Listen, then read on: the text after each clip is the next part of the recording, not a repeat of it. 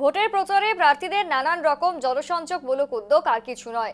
কখনো রান্না করা, কখনো ঘুঁটে তৈরি, আবার কখনো জমি কাজের অংশ নেওয়ার মতো দৃশ্য আগে দেখা গিয়েছে।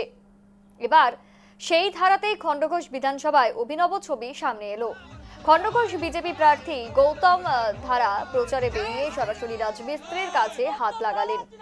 এদিন তিনি সগরাই অঞ্চলের বিভিন্ন বুথে প্রচার চালান। প্রচারের মাঝে একটি বাড়ি তৈরির কাজ চলতে দেখে সেখানে তিনি থেমে যান।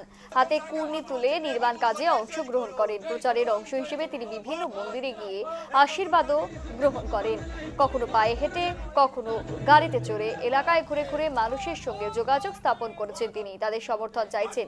নির্বাচন যত এগোচ্ছে ততই খণ্ডঘোষ বিধানসভায় প্রচারের চিত্র হয়ে উঠছে আরো প্রাণবন্ত, বৈচিত্র্যময়।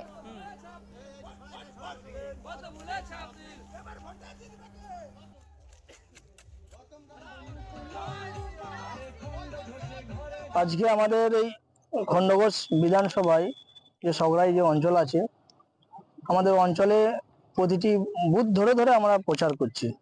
দেখুন, আমরা হচ্ছে কৃষক ঘরের ছেলে। আমাদের হাতে আমরা সব ধরতে জানি। আমরা যেমন কাস্তে ধরতে জানি, আমরা হাতুড়ি ধরতেও জানি, আমরা কাটারি ধরতেও জানি, কুড়ুল ধরতেও জানি, ঠিক আছে, কর্নিক ধরতেও জানি। সর্বোপরি আমরা চাষি ঘরের ছেলে। আমি সর্বক্ষেত্রে আমি এ টু জেড সব কাজই টুকটাক আমি জানি। তাই আমি ধরে ফেললাম রাজমিস্ত্রির কর্মীদের সাথে।